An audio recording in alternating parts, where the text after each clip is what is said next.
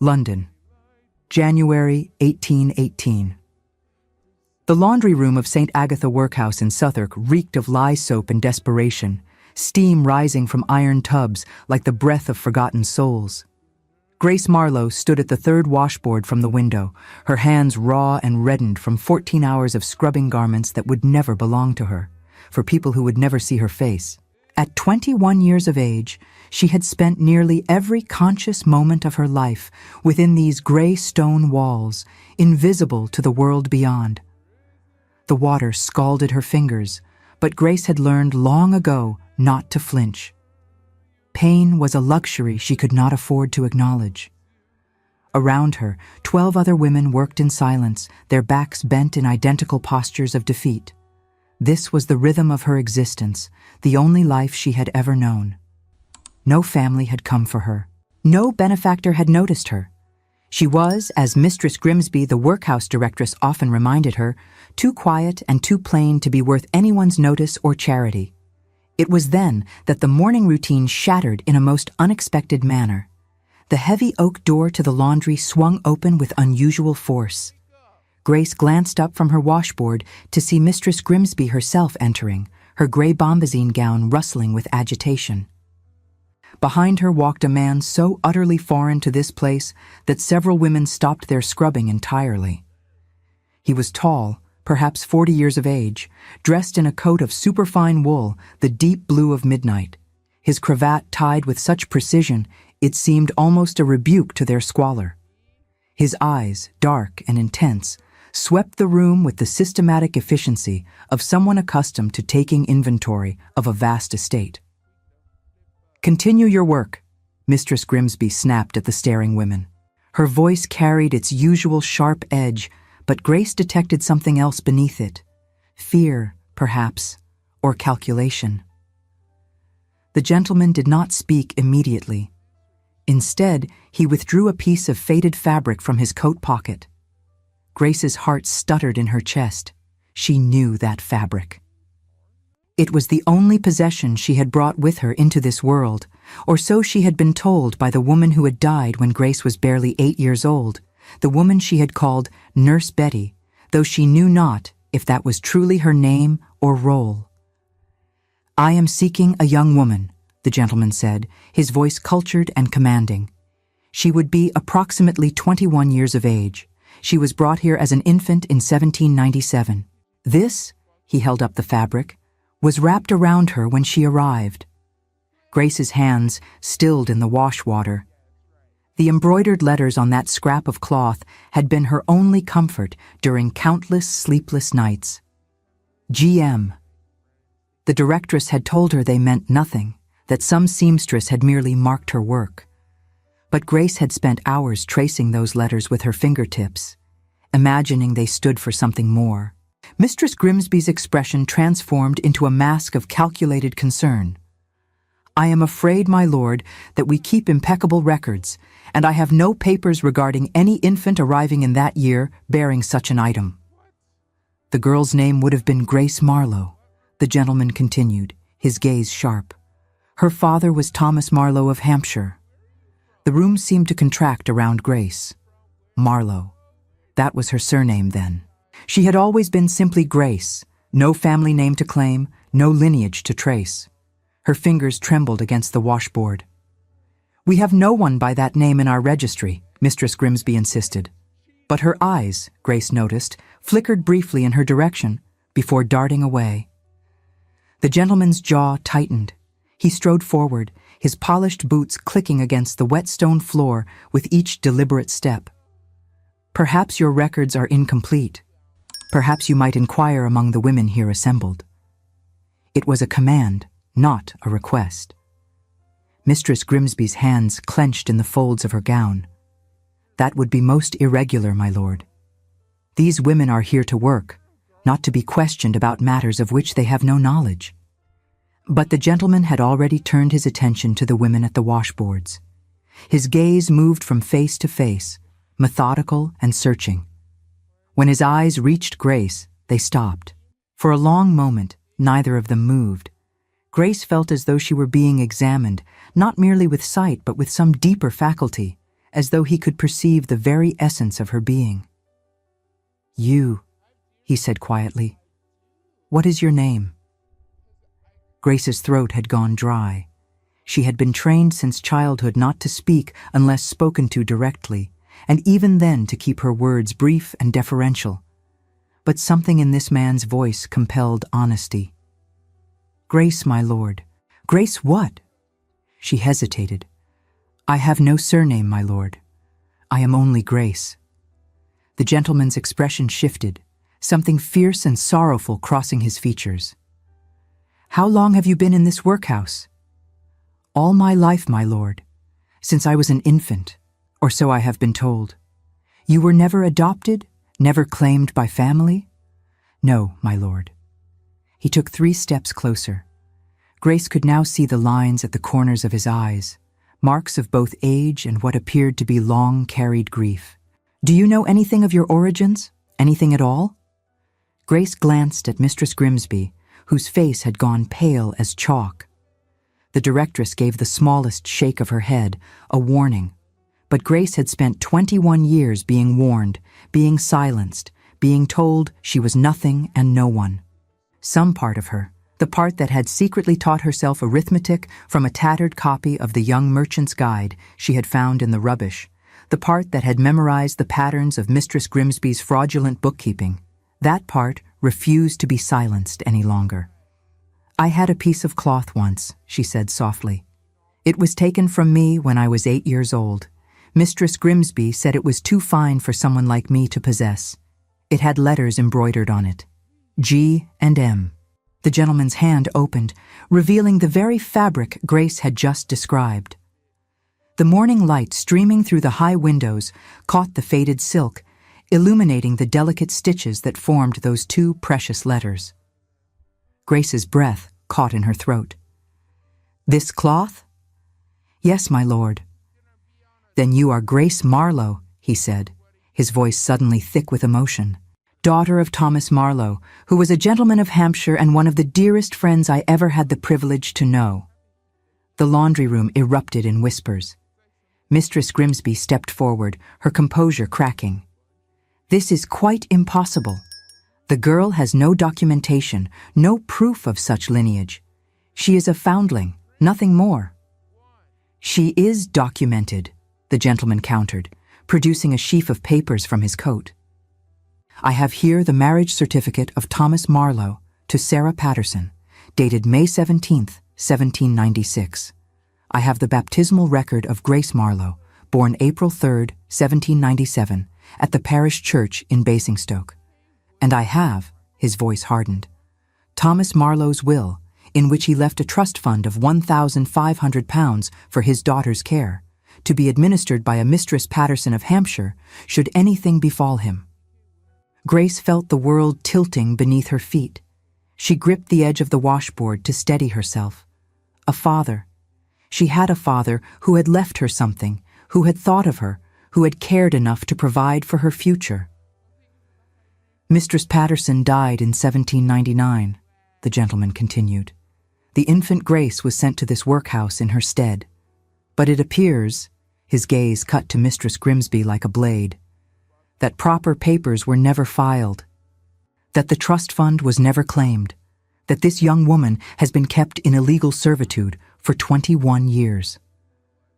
The silence that followed was absolute. Even the fire beneath the great kettles seemed to quiet, as though the very room held its breath. Mistress Grimsby's face had gone from pale to grey. "I do not know what you think you have discovered, my lord, but I can assure you that all customs here are conducted according to the strictest legal requirements." "Then you will have no objection," the gentleman said coldly, "to an immediate inspection of your records by the parish authorities. I am Victor Hawthorne, Earl of Kingsmere. I served as executor of Thomas Marlowe's estate, and that trust fund I mentioned has been growing under my management for the past 21 years. It now stands at £4,500. I should very much like to know why the rightful beneficiary has been washing laundry in this establishment, rather than living as the gentlewoman she was born to be." Grace's knees buckled. £4,500.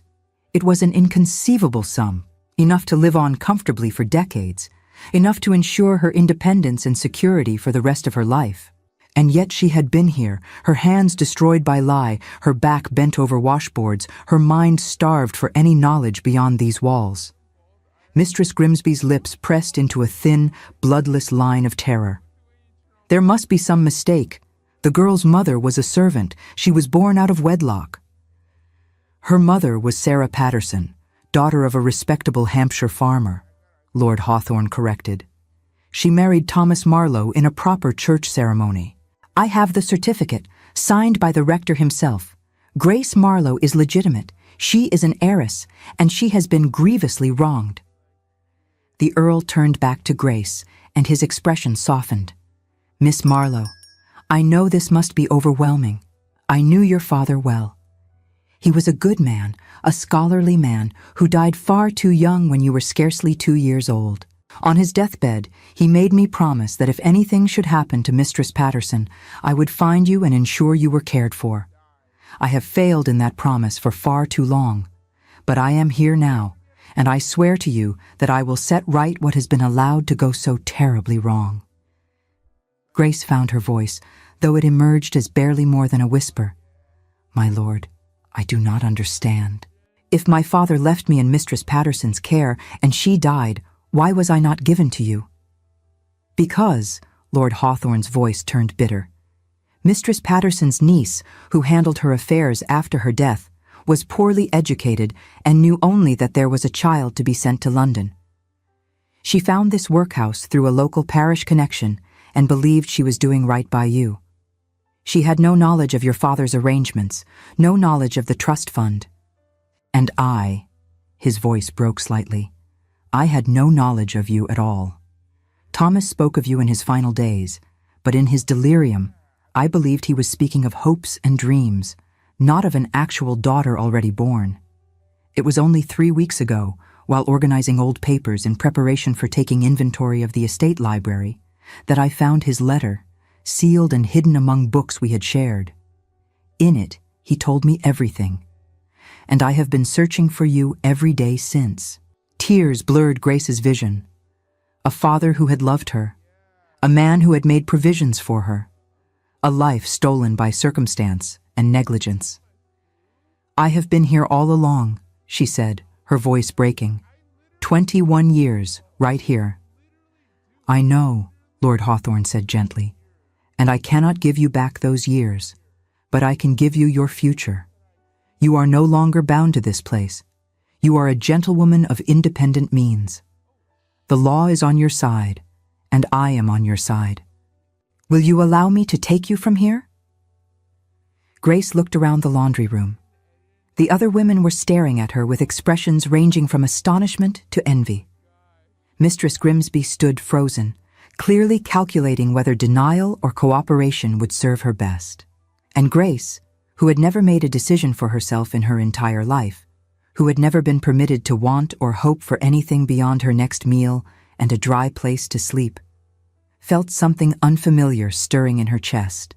It was fury, pure, righteous fury at the life that had been taken from her, at the years stolen, at the casual cruelty that had kept her invisible and voiceless while her inheritance gathered dust.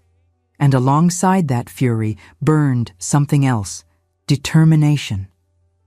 Yes, my lord, she said, her voice growing stronger. I will come with you. But first, I would like to see the workhouse records that Mistress Grimsby claims are so impeccably kept. Lord Hawthorne's eyes gleamed with approval. An excellent notion, Miss Marlowe. I should very much like to see those records as well. What followed was a revelation that Grace had long suspected but never dared to voice. The workhouse ledgers, when finally produced under the Earl's inexorable demand, showed a systematic pattern of fraud. Donations meant for the care of the poor had been diverted. Food purchases had been inflated on paper, while the actual meals served were pitiful. And most damningly, there was no record of Grace Marlowe anywhere in the official registry. She existed in the daily work logs, her labor tracked with the same impersonal precision as the laundry tallies and coal consumption. But officially, legally, she did not exist at all. "You have been using her as unpaid labor," Lord Hawthorne said, his voice dangerously quiet. "For 13 years, since she was 8 years old and able to work. That is slavery, madam. That is a crime." Mistress Grimsby attempted one final defense. "The girl had nowhere else to go. I kept her out of Christian charity." "You kept her," Grace heard herself say, surprised by the steadiness of her own voice. "Because I could calculate your false ledgers in my head. You kept me because I was useful and because I knew too much. Every time the parish inspectors came, you locked me in the coal cellar or sent me on some errand far from the house. You could not afford for anyone to question why an able-bodied young woman was being kept without wages, without papers, without any legal standing at all." The Earl looked at Grace with new respect. "You knew?" "I taught myself arithmetic from a discarded merchant's primer I salvaged from the bin," Grace explained. "Numbers do not lie, my lord.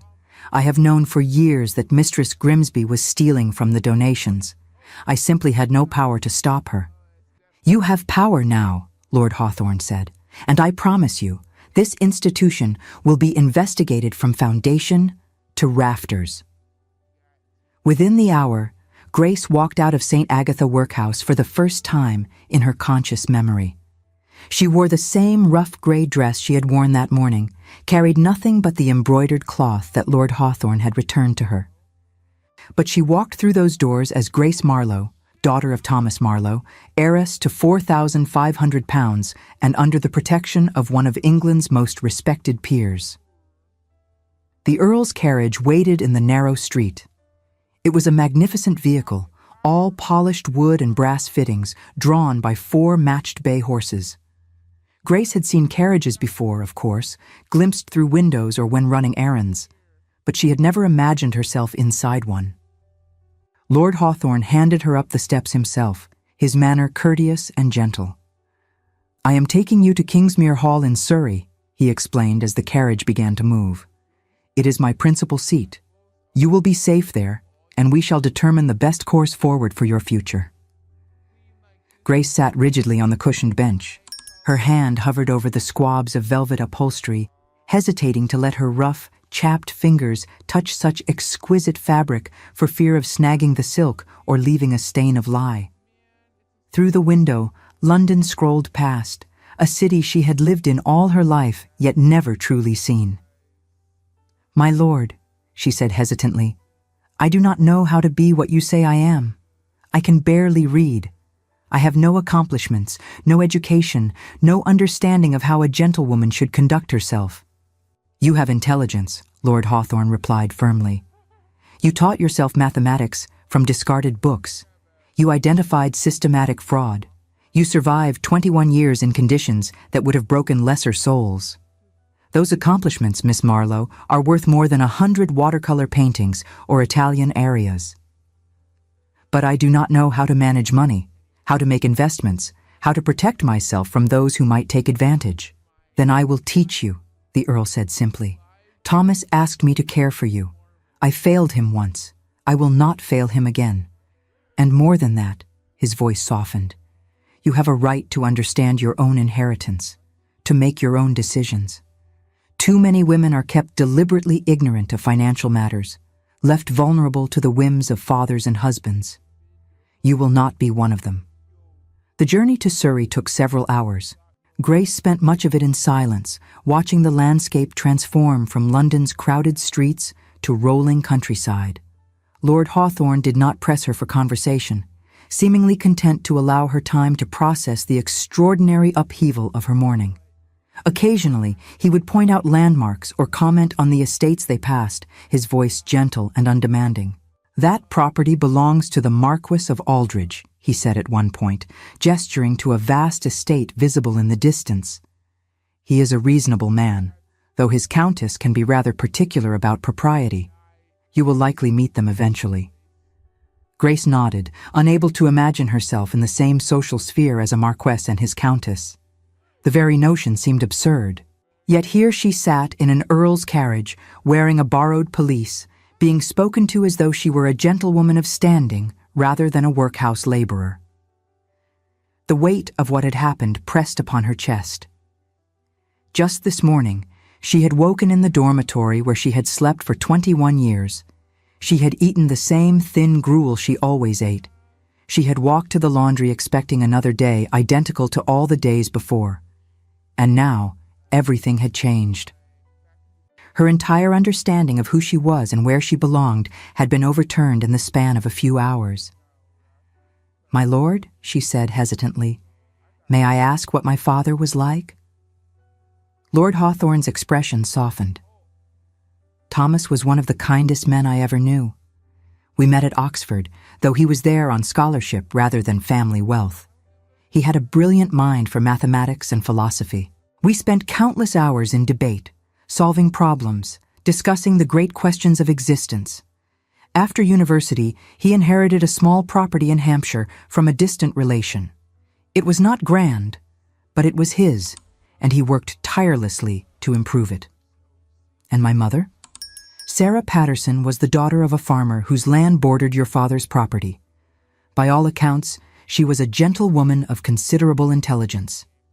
Thomas spoke of her with such reverence. He said she had the patience to listen to his wildest theories and the wisdom to point out their flaws. Their marriage was a love match, which was somewhat unusual for his modest position. Many expected him to marry for money to improve his prospects. But Thomas valued happiness over wealth." Grace absorbed this information, building a picture in her mind of the parents she had never known. "How did they die?" "Your mother died of childbed fever just weeks after you were born," Lord Hawthorne said quietly. "Thomas was devastated. He engaged Mistress Patterson, Sarah's aunt, to care for you while he struggled to manage both his grief and his estate. He threw himself into his work, determined to build something substantial to leave to you. But he contracted typhus in 1899, when you were scarcely 2 years old. I was with him at the end. He made me promise to ensure you were cared for, to see that you had every opportunity he could provide. I failed that promise, Grace. I thought he was delirious, speaking of hopes rather than realities.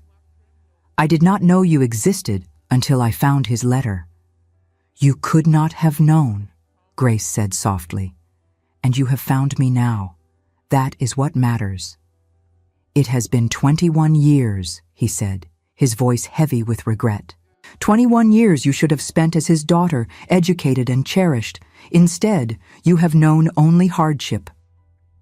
"I have also known survival," Grace replied, "and perhaps that will serve me well in ways that comfort never could." Lord Hawthorne looked at her with something approaching wonder.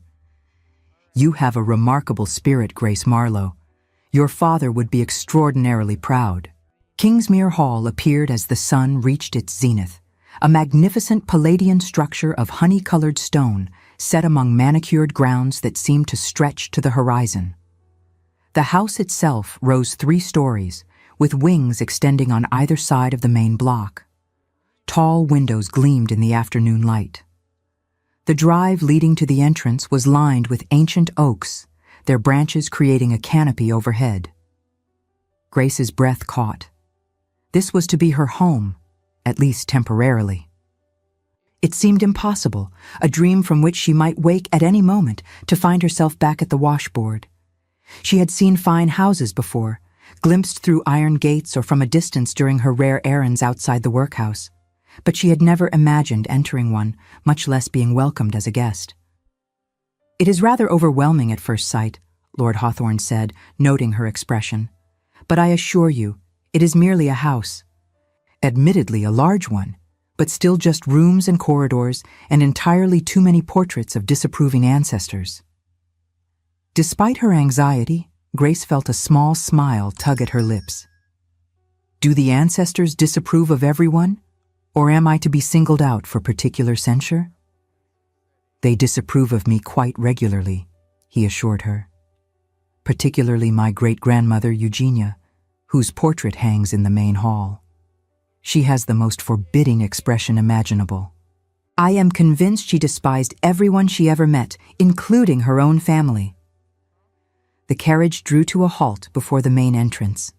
Liveried footmen appeared immediately, one opening the carriage door while another stood ready to assist. Grace hesitated, suddenly acutely aware of her rough dress, her work-damaged hands, her complete ignorance of proper conduct in such circumstances. Lord Hawthorne descended first, then turned to offer his hand. "There is nothing to fear," he said quietly, for her ears alone. "You belong here as much as anyone.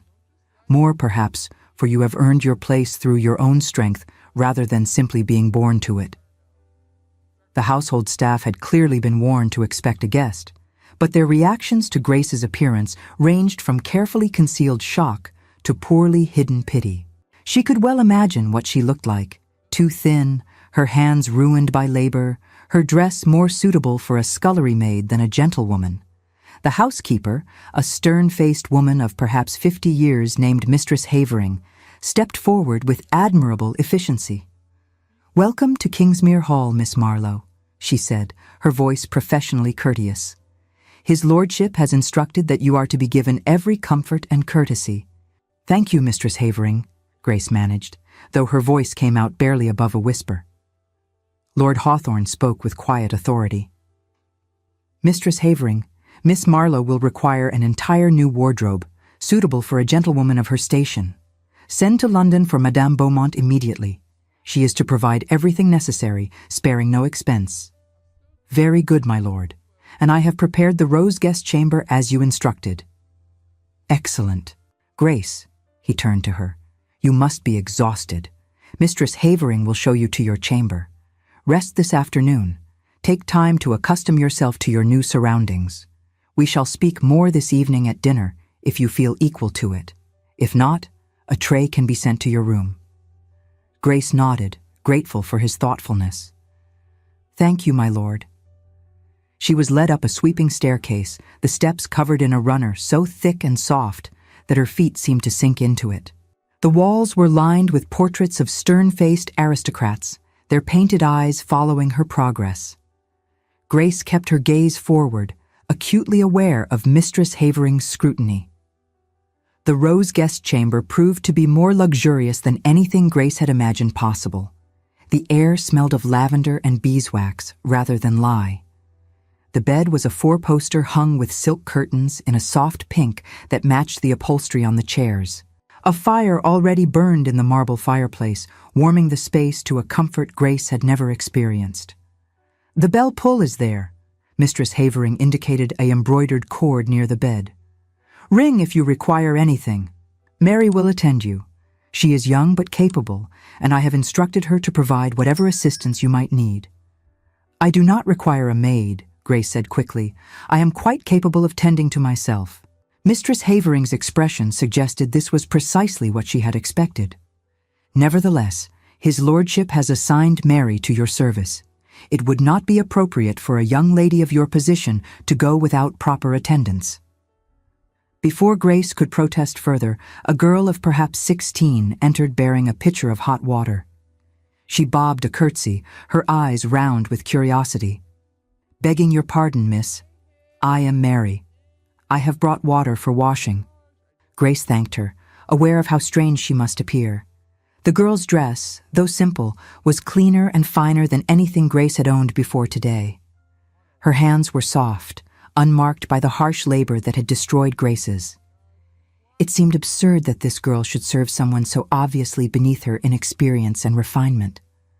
When she was finally alone, Grace examined her reflection in the looking-glass above the washstand. A stranger looked back. Thin face, gray eyes too large for her features, brown hair that had never known a proper styling, hanging in a rough plait down her back.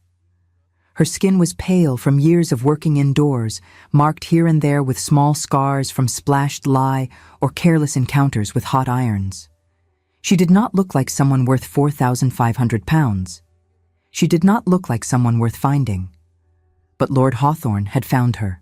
Against all odds, all probability, he had honored a dying man's request and searched until he succeeded.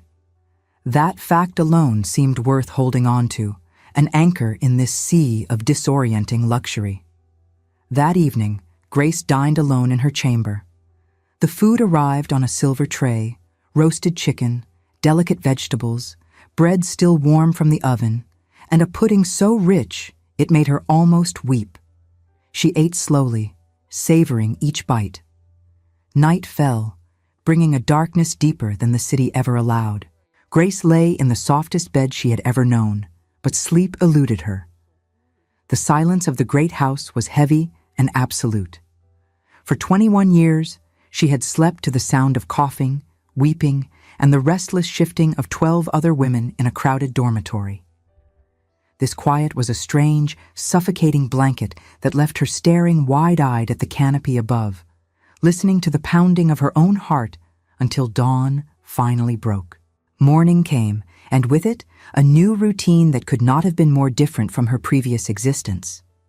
After a breakfast that seemed almost sinfully abundant, Lord Hawthorne met her in the library, a magnificent room lined floor to ceiling with books. The door remained propped open, and a maid sat quietly in the corner with her needlework to ensure propriety was observed. "This is where your education begins," he said, gesturing to a table prepared with paper, ink, and several ledgers. "I am going to teach you everything you need to know to manage your inheritance." And so he did. Over the following weeks, Grace discovered that her aptitude for numbers was not merely sufficient, but exceptional. Lord Hawthorne taught her the principles of investment, the reading of contracts, the assessment of property values. He explained the workings of the funds, the risks and rewards of various ventures, and the importance of spreading one's capital across different assets. Grace absorbed it all with a hunger that seemed to surprise even herself. For the first time in her life, knowledge was not something to be hoarded and hidden, practiced in secret moments stolen from labor. It was freely given, openly discussed, encouraged. She asked questions without fear of punishment. She made calculations without worrying about the cost of wasted paper. She learned. It was during the third week that she made her first significant discovery. Lord Hawthorne had given her the ledgers for the small Hampshire property she had inherited from her father, asking her to review the accounts and identify any irregularities. Within an hour, Grace found it. "The tenant, Mr. Wickham, claims to pay £120 per annum in rent," she said, pointing to the entries. "But according to these receipts, he has been subletting the eastern fields to a neighboring farmer for an additional £60 per year. That income is not being reported to you." Lord Hawthorne examined the ledgers with growing astonishment. "You are quite right. My own land agent missed this entirely. That is theft, pure and simple. Shall I calculate the amount owed based on the dates of these receipts?" "If you would be so kind." Grace's mind worked through the numbers with the ease of long practice. "Over the past 5 years, Mr. Wickham has diverted £300 that rightfully belonged to my father's estate. With compound interest calculated at 5% per annum, the total owed is £368 and 15 shillings. Lord Hawthorne sat back in his chair, studying her with an expression she could not quite decipher. "Miss Marlowe, you are extraordinary." Grace felt heat rise to her cheeks. "I merely did the arithmetic, my lord." "You did far more than arithmetic. You identified a pattern of fraud, calculated the losses, and determined the proper remedy. That requires not just mathematical skill, but analytical thinking and attention to detail. These are rare gifts." "I had much practice finding patterns at the workhouse," Grace said quietly. "It was a matter of survival, knowing what was happening even when I could not speak of it." The Earl's expression darkened. "The parish investigation into St. Agatha's is proceeding. Mistress Grimsby has been arrested. The evidence you provided regarding the fraudulent bookkeeping was instrumental." "Good," Grace said, and was surprised by the vehemence in her own voice. "She destroyed lives through her greed. How many children suffered because she stole the money meant for their care?" "Too many," Lord Hawthorne agreed. "But thanks to your testimony, her crimes will not go unpunished. The workhouse is being reorganized under new management, and several other children have been discovered who, like you, were being kept in illegal circumstances." They returned to their lessons. As the weeks turned into months, Grace's education expanded beyond financial matters. Lord Hawthorne hired a tutor to improve her reading, which was rudimentary at best. A dancing master was brought in, though Grace protested that she had no need of such accomplishments. "You may not need them for managing your money," the Earl said gently, "but you will need them for navigating society. Whether you choose to enter it or not, you should have that choice. Your father would have wanted you to have every opportunity." Grace learned to dance, though she stumbled often and found the whole business rather absurd. She learned to sit properly, to move with grace, to moderate her voice and her gestures according to the invisible rules that govern the ton. It was, in its way, as complex and demanding as mastering compound interest calculations. But it was during the quiet evenings in the library, working through investment strategies and property management with Lord Hawthorne, that Grace felt most herself. Numbers made sense. They had rules that did not change based on who was calculating them. They were honest in a way that society could never be. She also began to notice Lord Hawthorne himself, not merely as her benefactor and teacher, but as a man. He was 42 years old, she knew, a widower for 12 years.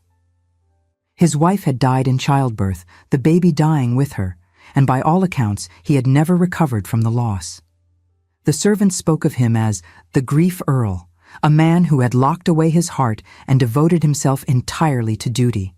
But Grace saw moments when that grief lifted, when he smiled at one of her questions or laughed at her frank assessments of some absurd social custom. In those moments, he seemed younger, lighter, almost happy. She tried not to dwell on such observations. He was an earl, a man of wealth and position. She was a former workhouse inmate with ruined hands and no social graces. The gulf between them was vast and unbridgeable. But still, she caught herself watching him when he was absorbed in reading, noting the way he tapped his finger against the page when he encountered an interesting passage, or how his entire face transformed when he was genuinely pleased by something. It was inappropriate. It was foolish. But the heart, Grace was learning, rarely consulted the head on matters of affection. 6 months after arriving at Kingsmere Hall, Grace received an invitation that would test everything she had learned. Lady Minerva Hartwell, a neighboring gentlewoman of impeccable social standing, was hosting a dinner party. Lord Hawthorne, as a respected member of the local gentry, was invited, and he had requested that Grace be included as well. "It will be your formal introduction to society," he explained. "Lady Minerva is a reasonable woman, not given to excessive scandal-mongering. If she accepts you, others will follow." Grace's stomach twisted with anxiety. "My lord, I do not know if I am ready for such an examination." "You are more than ready," he said firmly. "You are intelligent, well-spoken, and in possession of a considerable fortune. Those facts alone guarantee you a measure of respect. The rest will follow from your own character."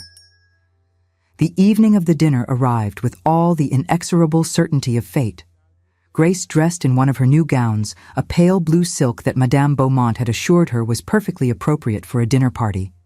The modiste had arrived from London 3 weeks prior with an assistant and what seemed like endless bolts of fabric, taking Grace's measurements with professional efficiency and creating a wardrobe suitable for a gentlewoman of independent means. The transformation had been startling. Grace now owned morning dresses and afternoon dresses, evening gowns and walking costumes, pelisses and spencers, bonnets and gloves. She had more clothing than she had ever imagined possible, each piece more luxurious than anything she had touched in her previous life. Mary had dressed her hair in an elegant style, drawing it up with pins and allowing a few artful curls to frame her face. Grace barely recognized herself in the mirror. She looked almost presentable, though her hands still showed the marks of her former life. No amount of cream could completely erase the scars and roughness left by 21 years of harsh labor. The carriage ride to Hartwell Manor was brief, but felt interminable. Grace sat rigidly on the cushioned bench, her hands folded in her lap, acutely aware of every bump in the road. Lord Hawthorne, sitting across from her, seemed to sense her nervousness. "Remember," he said quietly, "you owe these people nothing. You are attending as a courtesy, not as a supplicant.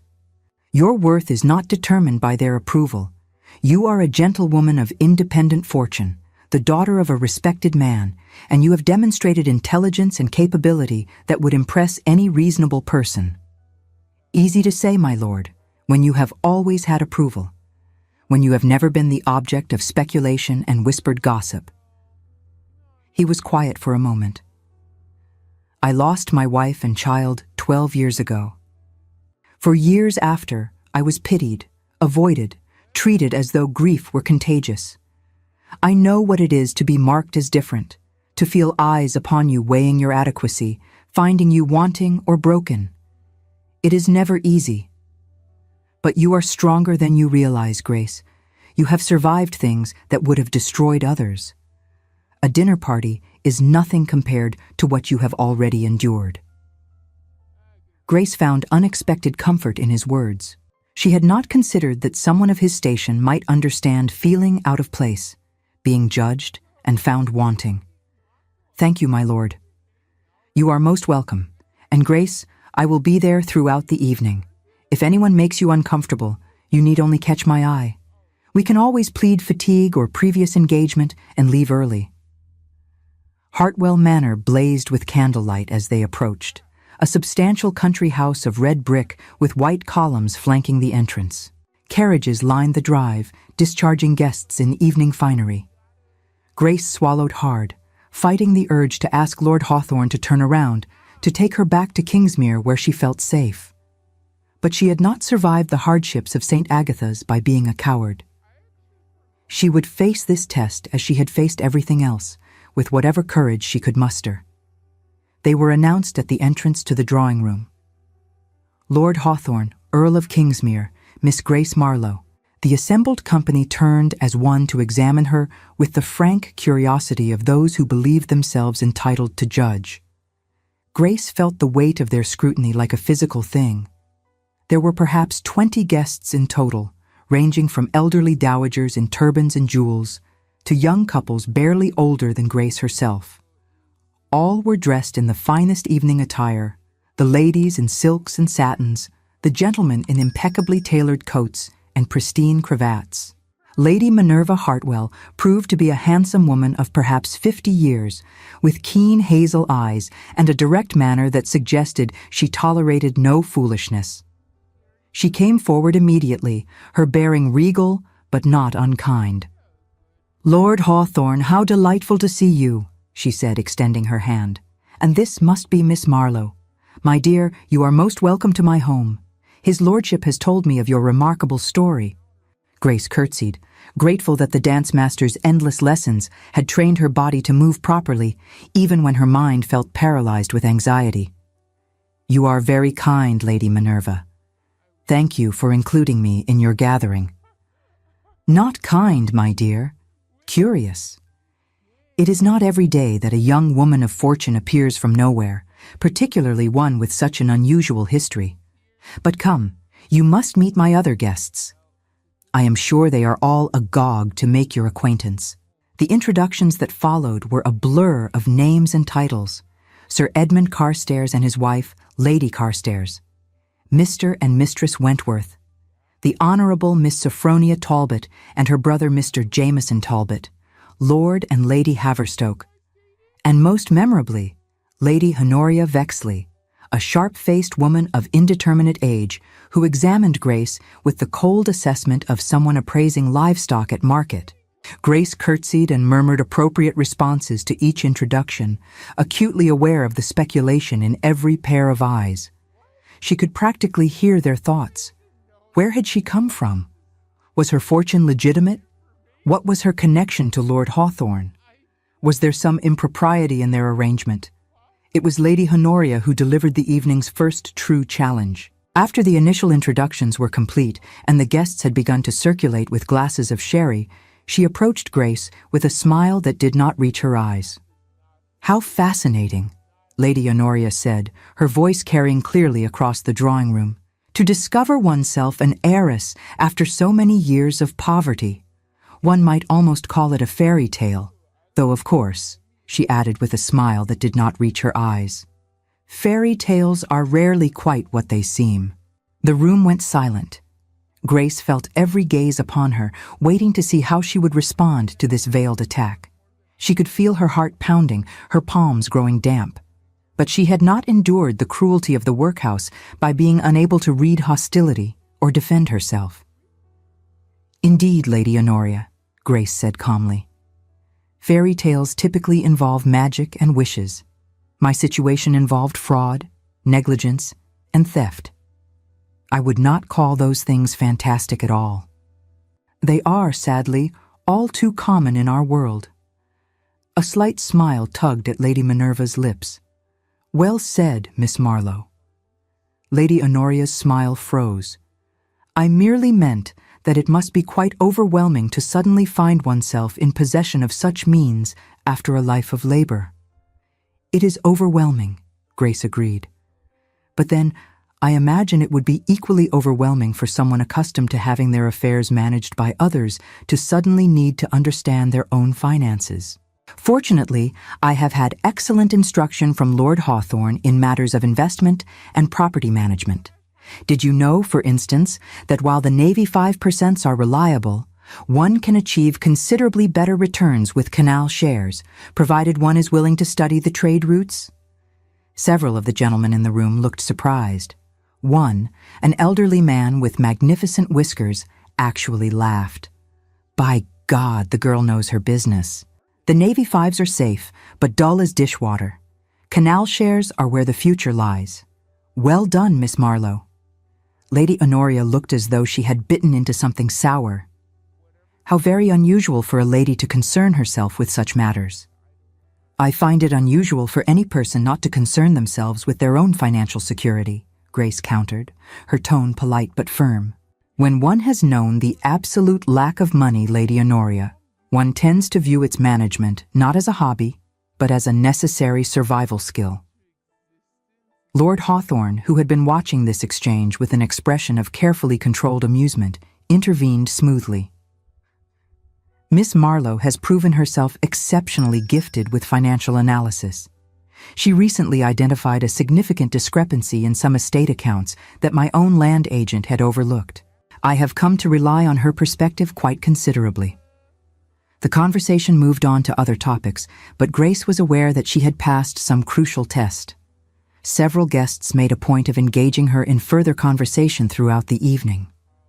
The elderly gentleman with the whiskers, who proved to be Sir Edmund Carstairs, spent 20 minutes discussing various investment strategies with her, seeming genuinely delighted by her insights. It was only when the dinner was concluded and the guests were preparing to depart that Grace encountered Lord Hawthorne alone in the entrance hall. He was waiting as her cloak was fetched, and his expression held something she could not quite interpret. "You were magnificent tonight," he said quietly. Grace felt warmth spread through her chest. I merely answered honestly. "You did far more than that. You demonstrated intelligence, composure, and wit. You faced Lady Honoria's spite with dignity and turned it to your advantage. Your father would have been immensely proud." The mention of her father brought unexpected tears to Grace's eyes. "I wish I had known him." "He was very like you," Lord Hawthorne said. "Brilliant with numbers, impatient with foolishness, kind to those who had less. He would sit in my library for hours, reading and calculating, trying to improve his modest estate through careful planning. He was one of the finest men I ever knew, and I failed him by not finding you sooner. You did not fail him, my lord. You honored his memory by searching at all. How many men would have taken the trouble?" "Too few," he admitted. "But Grace, I must speak with you about something of importance. May I call upon you tomorrow morning? There is a matter we must discuss." Grace's heart stuttered. "Of course, my lord." The carriage ride back to Kingsmere Hall was silent, both of them lost in their own thoughts. Grace could not imagine what Lord Hawthorne wished to discuss, but the serious tone of his voice had set her nerves on edge. She did not sleep well that night. Her mind churned through possibilities, each more alarming than the last. Perhaps he had decided she was ready to manage her own affairs and would be leaving Kingsmere Hall. Perhaps society's acceptance was not as complete as it had seemed. Perhaps he had discovered some new complication regarding her inheritance. Morning came at last. Grace dressed with particular care, though she could not have said why. When the summons came to meet Lord Hawthorne in the library, her hands were trembling. He stood by the window, his back to the door, rigid with tension. When he turned, his expression was carefully neutral, but his eyes held something that looked almost like pain. "Miss Marlowe," he began, then stopped. "Grace, I must speak to you frankly, and I fear you will think ill of me." "I could never think ill of you, my lord." "You may change your mind when you hear what I have to say." He took a breath. "I brought you here 6 months ago to fulfill a promise to your father. I intended to educate you, to prepare you to manage your inheritance, and then to help you establish yourself independently in the world. That was my duty and my intention. I understand, my lord. I have failed in that intention," he continued, his voice strained, "not in the education, but in the rest. Because at some point, during these months of teaching you and watching you grow into the remarkable woman you were always meant to be, I stopped seeing you as Thomas's daughter or as my ward. I began to see you as simply Grace, and I find that I do not want to let you go." Grace's breath caught. "My lord, I do not understand." Lord Hawthorne crossed the room to stand before her, his expression intense. "I am 42 years old. I have been alone for 12 years, convinced that part of my life was over. I have been content with duty, with managing my estates and honoring my responsibilities. But you have awakened something in me that I thought had died with my wife, and I know that it is wrong. You are 21 years my junior. You are my ward, under my protection. The power I hold over your life and your future makes any feeling I might have inappropriate at best and exploitative at worst." "You have never exploited me," Grace said, her voice barely above a whisper. "You have given me freedom, education, a future I could never have imagined. And yet I want to take that freedom away," he said bitterly, his hands clenching at his sides as if physically restraining himself from reaching for her. "I want to keep you here, to continue these evenings in the library, to see your face across the breakfast table each morning.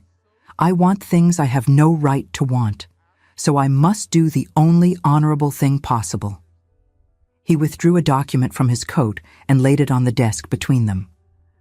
"This is a deed of trust, irrevocable and complete. It transfers full control of your inheritance to you, with no conditions and no oversight from me. You will manage it entirely as you see fit. Additionally, I have arranged for you to take possession of Marlowe Cottage, your father's property in Hampshire. It has been renovated and is ready for occupancy. You may live there independently, or you may choose to remain in London under the chaperonage of my aunt, Lady Beatrice Hawthorne, who has agreed to sponsor you for the season should you wish it." Grace stared at the document, her mind struggling to comprehend what he was saying. "You are sending me away?" "I am setting you free," he corrected. "Completely free. Free from any obligation to me. Free from any suggestion that your fortune is tied to my goodwill. Because any affection between us can only be genuine if you have the power to walk away from it." "And if I do not wish to walk away?" Lord Hawthorne's eyes met hers, and she saw in them a longing that matched her own. "Then that choice must be yours to make, freely and without coercion. I will not court you while I hold any power over you. I will not ask for your affection when you might feel obligated to give it. I care for you too deeply to risk such a thing." Grace felt tears sliding down her cheeks. "You care for me?" "More than I can properly express," he admitted, his voice rough with emotion. "You are brilliant and brave and honest in ways I had forgotten the world could be. You face each challenge with such courage, such determination. You took 21 years of hardship and transformed it into strength. I find myself in awe of you. And," his voice dropped to barely a whisper, "I find myself falling in love with you. But that love can only mean anything if you are absolutely certain it is not born of gratitude or dependence." Grace crossed to the desk and picked up the document. The legal language was complex, but its meaning was clear. He was giving her everything, asking nothing in return, removing himself from any position of authority over her life. It was the most profound gift anyone had ever given her. "How long must we be apart?" she asked. "As long as you need to be certain of your own heart. 6 months, a year, however long it takes for you to build a life that is entirely your own. And then, if you still wish it, I will court you properly. I will seek your father's blessing at his graveside. I will do everything correctly, with no shadow of impropriety." Grace set down the document and looked at the man before her. He was offering her freedom, independence, the ability to choose her own path without any obligation. It was what every woman should have, what so few ever received. "You are wrong about one thing, my lord," she said softly. "What is that?" "You said any feeling between us could only be genuine if I had the power to walk away. But I have always had that power. From the moment you found me in that workhouse, you gave me choices. You asked my consent. You taught me to value my own opinion. You never demanded anything of me that I did not freely give. So when I say that I care for you, that these months have been the happiest of my life, that the thought of leaving here fills me with sorrow, you must believe that I speak from my own heart, not from obligation." "Grace," he breathed. "However," she continued, "I understand your concern. Society will always whisper that I was influenced by gratitude, by dependence. And I would not have you subject to such gossip, so I will accept your proposal. I will take possession of Marlow Cottage. I will learn to manage my affairs entirely independently. And when I have done so, when I can prove to the world and to myself that I am capable of standing alone, then I will choose you. Not because you found me, but because you are worth choosing." Lord Hawthorne reached out and gently brushed a tear from her cheek. "You are remarkable." "I learned from an excellent teacher," she replied. The following week, Grace departed for Hampshire accompanied by Lord Hawthorne's aunt, Lady Beatrice Hawthorne, who had agreed to serve as chaperone and companion. Lady Beatrice proved to be a formidable woman in her 60s, with silver hair, piercing blue eyes, and a forthright manner that Grace found unexpectedly refreshing after months of careful social maneuvering. "My nephew tells me you have a brilliant head for accounts," Lady Beatrice said as their carriage rolled through the Hampshire countryside. "Unusual for a woman, but then your entire situation is unusual. I suppose we must make the best of it." "I will endeavor not to disappoint your expectations, my lady," Grace replied carefully. "Oh, I expect you to be entirely irregular and scandalous," Lady Beatrice said cheerfully. "A workhouse girl who taught herself mathematics and discovered her own inheritance? You could hardly be more shocking if you tried. But Victor assures me you are both intelligent and honorable, which are the only qualities that truly matter. The rest is merely society's nonsense, and I have lived too long to be overly concerned with society's opinions." Grace found herself warming to the older woman. "You do not mind being associated with someone of questionable background?" "My dear child, I am a widow of independent means with no children to scandalize and a fortune substantial enough that society must tolerate my eccentricities. I can befriend whomever I please. Besides, I find your story fascinating. To survive such circumstances and emerge with your intellect intact speaks to remarkable character.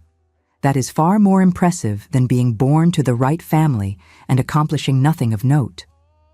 Marlow Cottage came into view as the afternoon sun cast long shadows across the fields.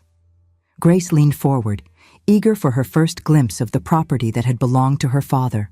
It was a charming house of mellow brick, 2 stories tall with a slate roof and climbing roses framing the entrance. Not grand by aristocratic standards, but substantial and well-maintained. The grounds extended to include several acres of productive land, a small stable, and a walled garden visible behind the main house. "It is beautiful," Grace whispered. "Your father was very proud of it," Lady Beatrice said gently. "Victor told me Thomas worked tirelessly to improve the property. He wanted to leave you something of value, something that would provide for your future. He succeeded, I think. The house had been prepared for their arrival.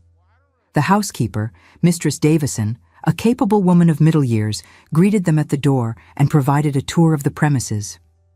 The main floor consisted of a drawing room, a dining parlor, a library that had clearly been Thomas Marlowe's domain, and a morning room with windows overlooking the garden. The upper floor held 4 bedchambers, each modestly but comfortably furnished.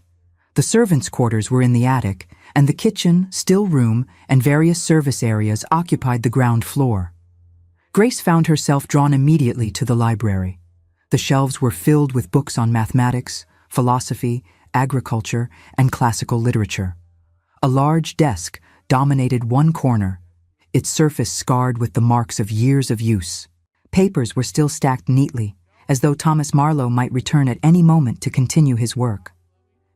"He spent most of his time in this room," Lady Beatrice said, following Grace inside. "Victor told me your father was happiest when surrounded by his books and calculations. He was working on a treatise about improved agricultural methods when he died. It was never finished." Grace ran her fingers along the desk's worn surface, imagining the father she had never known sitting here, working by candlelight, thinking of the daughter he hoped would someday inherit all he had built. The loss of what might have been struck her with unexpected force. She might have grown up here, learned at his knee, discussed philosophy and mathematics with him. Instead, she had scrubbed laundry in a workhouse while his books gathered dust. "I will finish it," she said quietly. "Finish what, my dear?" "His treatise. If his notes are here, I will complete his work. It is the least I can do to honor his memory." Lady Beatrice smiled.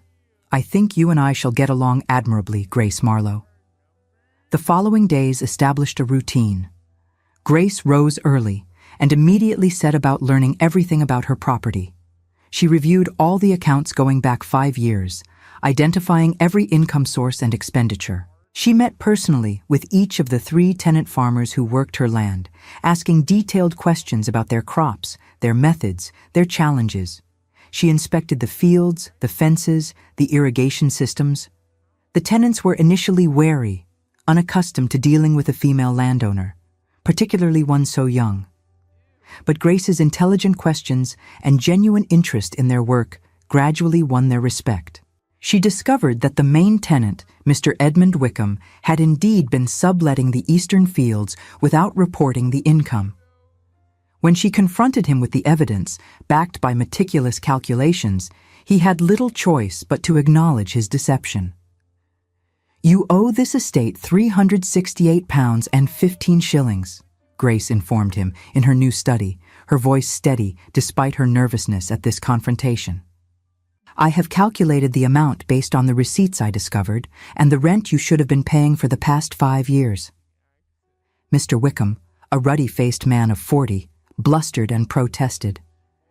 "That is a considerable sum, Miss Marlowe. I have not the ready funds to pay such an amount immediately." "Then we shall establish a payment plan," Grace said calmly. "You will pay the back rent in quarterly payments over the next 2 years. Additionally, I am raising your rent going forward to reflect the full value of the land you are working, including the eastern fields. If you find these terms unacceptable, I will seek a new tenant." "Quarterly payments," Mr. Wickham scoffed, trying to regain his footing. "You think you can just dictate terms? Your figures are likely wrong anyway." "My figures are never wrong, Mr. Wickham," Grace replied, pulling a ledger forward. She dipped her pen in ink and performed the calculation for the interest on the unpaid rent in front of him, her hand moving with practiced speed. She turned the page around so he could see. "Here is the sum. Do you wish to dispute the arithmetic?" The farmer stared at the page, then at her, his expression shifting from bluster to grudging respect. "You have a sharp head for business, miss. Too sharp by half for a young lady." "I have a fair head for arithmetic, Mr. Wickham, and a strong disinclination to be cheated. Do we have an agreement?" "Aye, miss, we have an agreement." After he left, Grace sat at her desk, her hands trembling slightly with the aftermath of confrontation. But she had done it. She had identified the fraud, calculated the losses, and negotiated a resolution. All on her own, without appealing to Lord Hawthorne or any other male authority. The sense of accomplishment was profound. Within 3 months, Grace had transformed the management of her small estate. She implemented several of her father's agricultural improvements that she had found in his notes.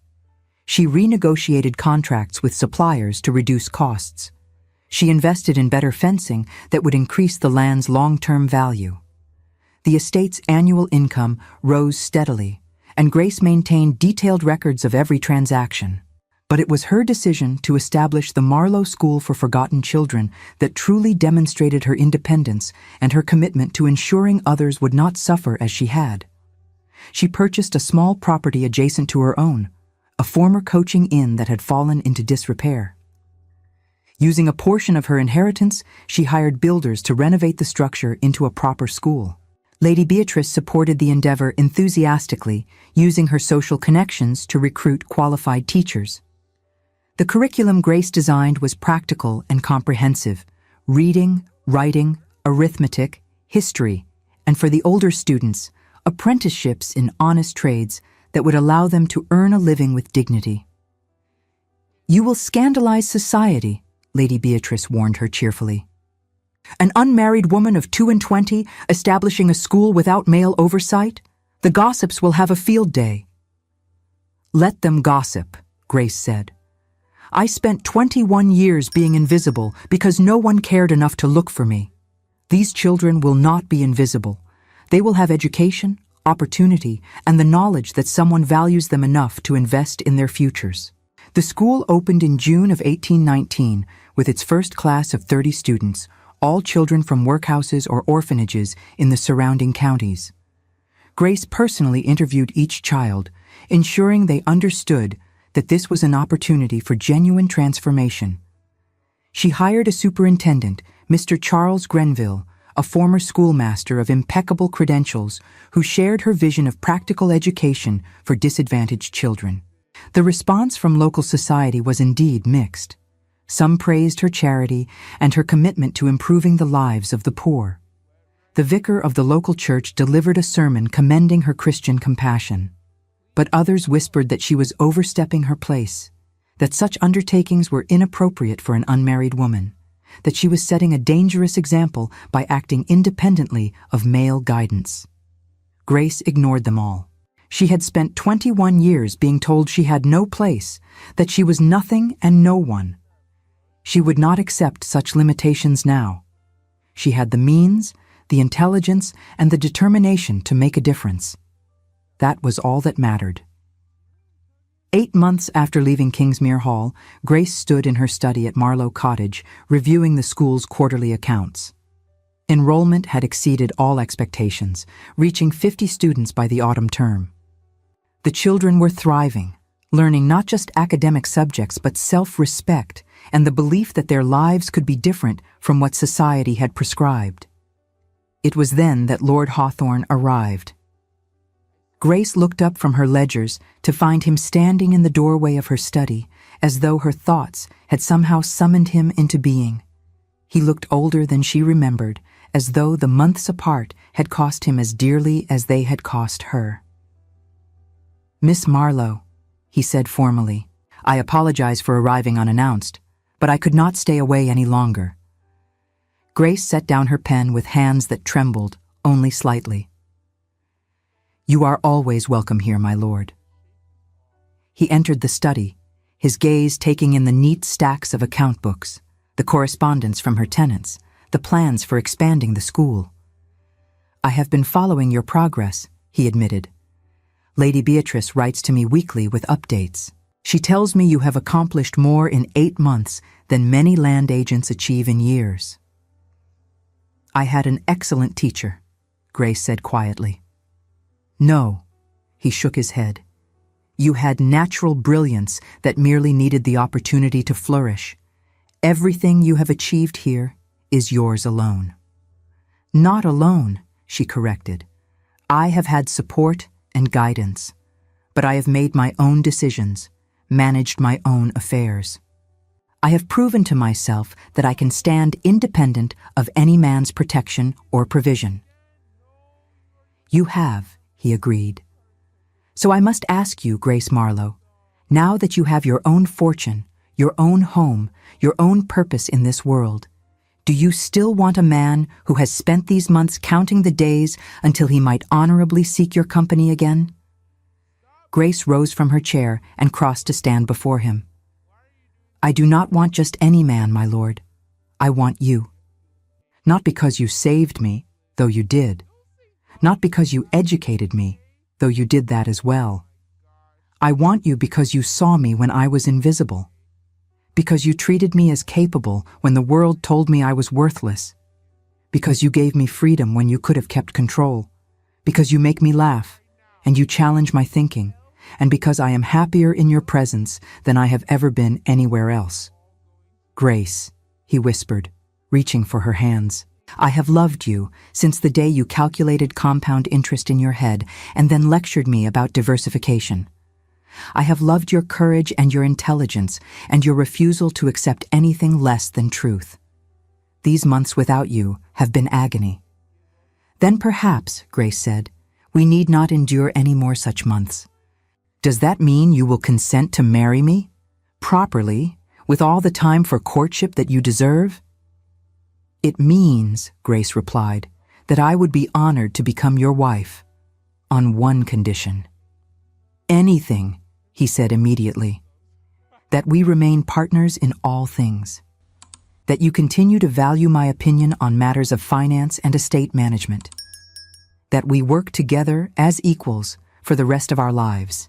Lord Hawthorne smiled, the first genuine smile she had seen from him in 8 months.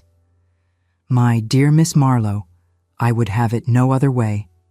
Your mind is one of the finest I have ever encountered. I would be a fool to ignore such a resource." "Then I accept your proposal, my lord." "Victor," he corrected gently. "If we are to be equals, you must call me Victor." "Then I accept your proposal, Victor," Grace said, savoring the intimacy of his given name. He drew her closer, his arms coming around her with infinite gentleness. "I love you, Grace Marlowe. I will spend the rest of my life trying to deserve you." "You already deserve me," she said against his chest, "because you gave me the one thing I needed most. You gave me the chance to discover who I truly was." They were married 3 months later, in the spring of 1819, at the parish church where Grace's father was buried. The ceremony was small but dignified, attended by those who had come to respect Grace for her accomplishments rather than those who merely sought to gossip about her unusual history. The wedding breakfast was held at Marlowe Cottage, which would become their country residence, while Kingsmere Hall would serve as their primary seat. Grace insisted on maintaining her school, which Victor not only supported but helped to expand. His connections and influence opened doors that might otherwise have remained closed, while her management and vision ensured that the institution thrived. 2 years after their marriage, Grace sat in the library at Kingsmere Hall, their son Thomas asleep in a cradle by her feet while she reviewed the quarterly accounts for the school. Enrollment had grown to 120 students. They had established a scholarship fund that would support the education of impoverished children in perpetuity. And Grace had published, under a carefully chosen pseudonym, a manual titled Practical Accounting for Women, which had caused considerable scandal, but had also sold remarkably well. Victor entered the library and paused to watch her work, a smile playing at his lips. "You look remarkably fierce when you are calculating compound interest." Grace looked up and returned his smile. "I am determining whether we can afford to expand the school again. The waiting list grows longer each month." "We can afford whatever you deem necessary," Victor said, settling into the chair beside her. "Between your management of our properties and the returns from your investments, we are considerably more prosperous than when we married. Then I believe we should purchase the Ashby property adjacent to the school. It would allow us to double our capacity and add workshops for the apprenticeships." "An excellent notion. Draft a proposal, and I will review it." Grace set aside her ledgers and reached for her husband's hand. Do you ever regret it? Marrying someone so thoroughly unsuitable for your station? Victor raised her hand to his lips. Every single day, I regret that I did not find you sooner. But marry you? Never. You are the finest thing that has ever happened to me. You gave me back my life, Grace. You reminded me that there was more to existence than duty and grief. And you gave me mine, she replied softly. 21 years forgotten. And then you walked through that door and saw me. Their son stirred in his cradle, making the small sounds that presaged waking. Grace rose to lift him, cradling him against her chest. Thomas had his father's dark hair and his mother's gray eyes, and he was already showing signs of inheriting her fascination with numbers, reaching for the wooden abacus that Victor had given him. Do you think he will understand someday? Grace asked. Where I came from, what I survived. I think he will understand that his mother is a woman of extraordinary courage and intelligence, Victor said. I think he will grow up seeing women as capable and worthy of education, because that is what his mother demonstrates every day. And I think he will be proud of the school that bears his grandfather's name and provides opportunities to children who might otherwise be forgotten. Grace looked down at her son, then at her husband, then at the library that had become her sanctuary and her classroom. She thought of the workhouse, where she had been invisible for so long, and of Mistress Grimsby, who was now serving a prison sentence for fraud and exploitation. She thought of the children at the Marlowe school, each of them being given the chances she had been denied. And she thought that perhaps being forgotten for 21 years, as terrible as it had been, had given her something invaluable. It had taught her to see the invisible, to value the discarded, to understand that worth was not determined by society's notice or approval. I am grateful, she said quietly. Victor looked surprised. Grateful for what you endured? Grateful for all of it, Grace clarified. The suffering taught me strength. The invisibility taught me to see others who are overlooked. The theft of my childhood gave me the determination to ensure that other children do not suffer the same fate. And the miraculous finding, gave me you. So yes, I am grateful. Not for the cruelty, but for what I became in spite of it. You would have been extraordinary regardless of circumstances, Victor said. Your brilliance, your compassion, your courage, those are inherent to who you are. Perhaps, Grace allowed. But I might never have discovered them without being forced to rely on myself. I might never have learned to value my own worth if society had simply handed me acceptance. Sometimes I think we must be broken before we can become truly strong. Victor drew her and their son into his embrace, the three of them standing together in the golden afternoon light of the library. Then I am grateful too, he said. Grateful that somehow, against all probability, I was allowed to find you. Grateful that Thomas's dying wish led me to search. Grateful for every moment I have been privileged to know you. Grace leaned into his strength, feeling the steady beat of his heart, the warm weight of their child between them. She thought of the girl she had been, standing at a washboard in a Southwark workhouse, invisible and forgotten. And she thought of the woman she had become, managing estates and educating children, and loving this good man who had seen her when no one else could. The journey from that workhouse to this library had been impossible, improbable, extraordinary. But she had made it, not through fairy tale magic or wishful thinking, but through intelligence and courage and the incredible fortune of being found by someone who valued those qualities. She had been forgotten for 21 years, but she would spend the rest of her life ensuring that no child would be forgotten again. That was her purpose, her mission, her way of transforming suffering into meaning. And standing in her husband's arms, her son sleeping peacefully between them, Grace Marlowe knew that she had found exactly where she belonged. Thank you so much for staying with us until the end. If this story of resilience, love, and second chances touched your heart, please like, subscribe, and share with someone who needs to hear it.